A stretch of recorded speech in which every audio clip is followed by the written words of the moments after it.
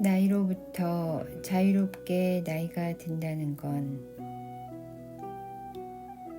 이따금 정말 오랜만에 만난 누군가의 얼굴을 볼 때 노화라는 것을 인식하게 된다. 특정 연령대를 넘겼다면 언젠가 다시 만날 운명의 사람과는 너무 오랫동안 떨어져 있지 말아야 한다.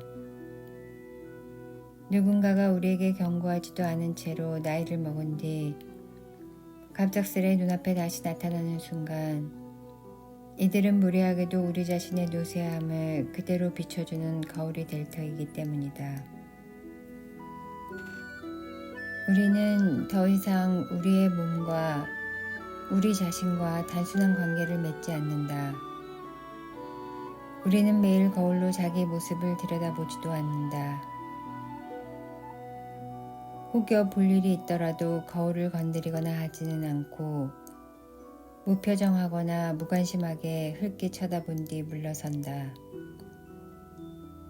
하지만 때로는 얼굴을 좀 다듬거나 화장을 아예 고치거나 혹은 정말로 단순하게 어떤 평가도 하지 않고 문자 그대로 순전히 거울에 비친 자기 모습을 응시하기 위해 거울 앞에 머물기도 한다. 그때 우리가 다시 발견하게 되는 건 바로 우리의 몸이다.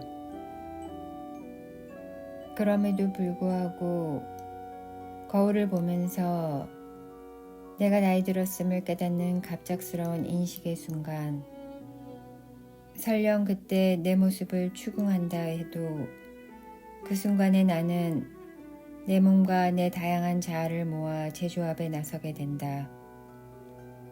거울 단계로의 회귀는 역설적이게도 성찰적 의식이 처한 해결할 수 없는 어려움에서 나를 해방시킨다.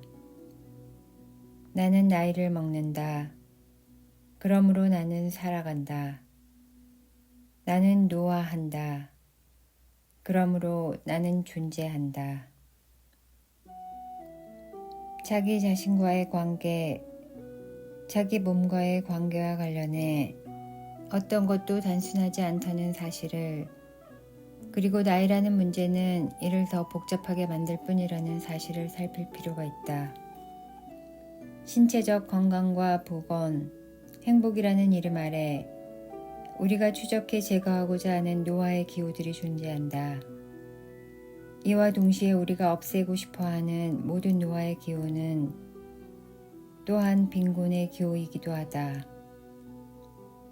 따라서 선진국에서는 비만이 지적 경제적 낙후의 상징으로 간주되어 점점 더 강조되고 있다.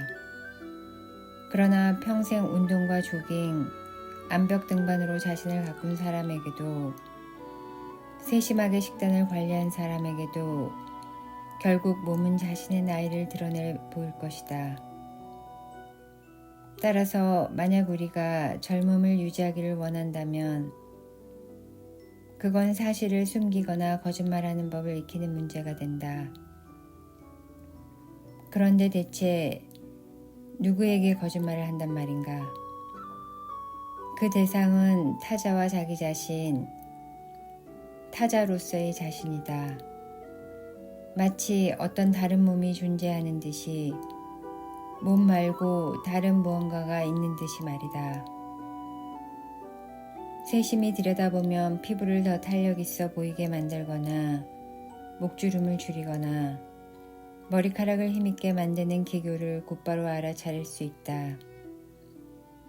하지만 진짜 전투는 내면에서 치러지며 워털루 전투에 이르는 나폴레옹의 원정에서처럼 승리가 이어지더라도 결국에는 최후의 패배가 다가오기 마련이다. 좀 더 이르든 뒤늦든 간에 가차없이 가면이 벗겨지고 나이에 관한 가혹한 진실이 극적으로 드러나는 바로 그 순간이 언젠가는 찾아온다.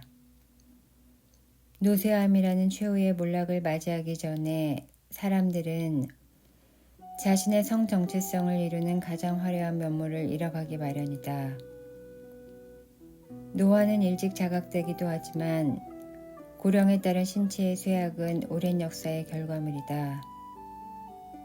결국 겉모습의 변화와 내부의 기능 장애를 통해 사람의 몸은 그를 배신한다. 이러한 참패를 인식한 사람은 자신을 몸이 가한 고통의 피해자로 느끼고 죽음을 향한 과정에서 몸이라는 연약한 껍데기가 인간의 정체성과 존재 전체를 이룬다는 사실을 거부하기까지 한다. 여기에도 박해받고 있다는 의식이 존재하며 이 의식은 얼굴 없는 운명의 도구로서 각지에서 찾아오는 질병들에 대항하는 수단으로 쓰인다. 이와 관련해 두 가지 사항을 언급할 수 있다. 점진적으로 진행되는 신체적 노쇠. 어떻게든 노화 자체의 증거에 시달리는 사람은 이를 신체적 정신적 고통으로 겪게 되는데 이런 이중적인 고통은 오직 자연의 무관심을 전할 뿐이기에 달리 설명하기가 어렵다. 과거가 더 이상 존재하지 않는 것과 마찬가지로 몸은 시간의 흐름에 따라 노쇠하기 마련이다. 그러나 어떤 이들은 이러한 노쇠를 훨씬 더 일찍, 때로는 어린 시절부터 경험한다. 노쇠를 일찍 경험하는 이들은 굴욕감을 선사하는 고통스러운 몸속에서 자신을 인식하기를 원치 않는 이들이 느끼는 비통함을 경감시켜 겪을 수 있고 또 그래야 한다. 부모가 아픈 유아와 청소년을 자주 병원에 보내듯 불안감을 느끼는 성인도 주기적으로 병원에 다녀야 한다. 그렇게 함으로써 그들은 어떤 일이 일어나든 최악의 상황에서 벗어나리라는 것을, 그리고 오늘날까지도 누군가가 자신에게 가한 박해의 결과로 여겨지곤 하는 가장 부당한 운명에서 벗어나리라는 것을 이해하게 될 터다. 자기 인식을 확보하는 데 가장 효과적인 도구가 여기에 다시 한번 등장한다. 그건 바로 타자에 대한 인식, 타자가 존재한다는 사실에 대한 인식, 그리고 타자가 나를 박해할지도 모르는 이가 아니라는 사실에 대한 인식이다. 왜냐하면 노아가 타자에 대한 문제인 경우 우리는 타자를 그의 몸이나 몸이 만들어낸 기호들, 열정에서부터 두려움에 이르는 미소나 눈물이 표현하는 무한한 뉘앙스 차이에 온전히 동일시하는 데 어떤 어려움도 겪지 않기 때문이다.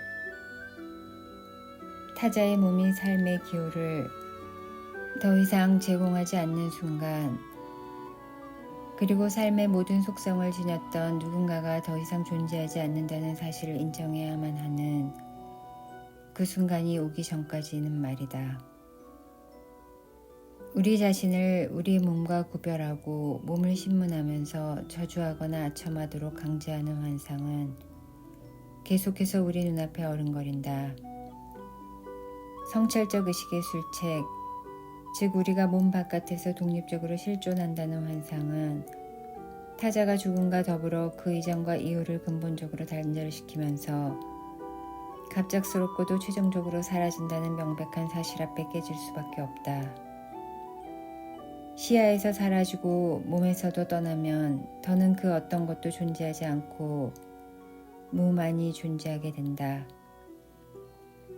그럼에도 여전히 무언가가 남는다고 믿고 싶었던 인간이 발명한 단어들, 특히 공포와 희망으로 가득 찬 죽음이라는 단어 자체는 공허함만을 감출 뿐이다. 고독은 노년이 야기하는 가장 가혹한 불행 중 하나라고들 말한다. 실제로 우리를 해안가에 완전히 묶어주는 밧줄은 시간이 흐르면서 풀려버리거나 적어도 느슨해지기 마련이다. 비록 어떤 사람들은 간절히 은퇴를 기대하지만 은퇴는 단번에 익숙한 일상으로부터 거리감을 부여하며 어떤 면에서는 죽음과 상당히 닮아있기에 당사자를 불안하게 만든다.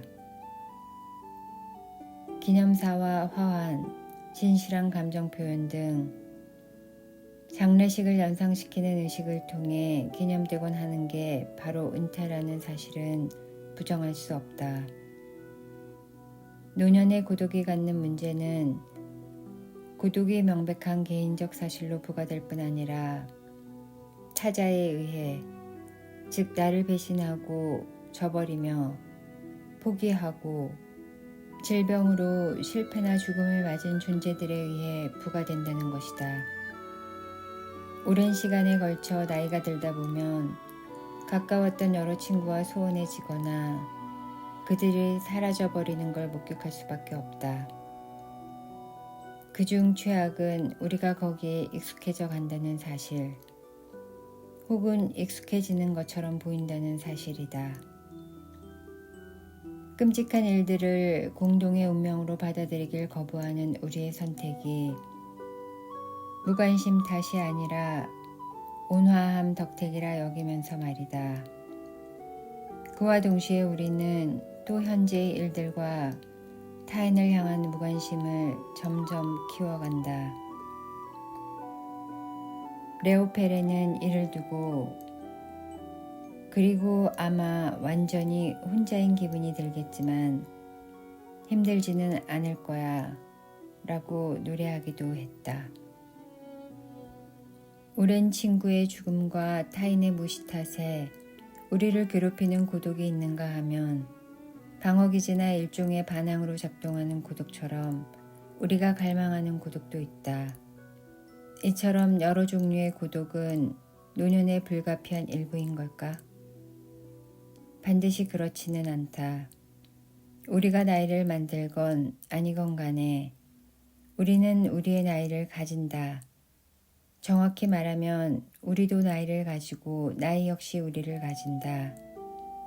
나이를 가지는 것이 살아있음을 뜻하듯이 노화의 기호는 동시에 삶의 기호이기도 하다. 일찍이 키케로가 우리에게 일깨워준 것처럼 자기 몸에 특히 신경 쓰는 사람들이 되는 구실의 배후에는 겉멋을 넘어 온전한 삶을 누리고자 하는 욕망이 있다. 많은 이에게 온전한 삶은 이른바 활동적인 삶의 과정에서 맞닥뜨리는 제약 탓에 불가능한 이상일 수밖에 없다. 그래서 가끔은 은퇴가 일종의 해방과 거듭남의 기회, 마침내 제대로 된 삶을 살아갈 수 있는 시간, 계산 없이 살아갈 수 있는, 더는 나이를 고민하지 않고 자신만의 시간을 누릴 수 있는 기회를 얻게 되는 걸로 생각될 수 있다. 다른 한편으로 행운이라는 문제도 있다. 누군가는 다른 이들에 비해 노년의 고통으로부터 영향을 덜 받거나 더 늦게 받는다. 그 결과 이들은 자연스럽게 고양이의 지혜를 체득해 가능한 한도 내에서 자신의 몸을 활용하게 된다. 이들은 몸과 스스로를 동일시하면서 영리하게 자신의 힘을 비축해둔다. 따라서 그들은 노년의 재앙에 관한 모든 비관적인 이야기와 정반대되는 사례를 제공한다. 가끔 우리는 삶을 즐기는 법을 익히기 위해 끝까지 기다려온 것만 같은 노인들이 들려주는 멋진 유머에 놀랄 때가 있다. 당연한 일을 가리킬 때 고전적인 예시로 자주 인용되는 격언이 이를 요약해준다. 죽기 5분 전까지만 해도 라팔리스 씨는 아직 살아있었다. 그렇다. 바로 그거다. 나이로부터 자유롭게 나이가 든다는 건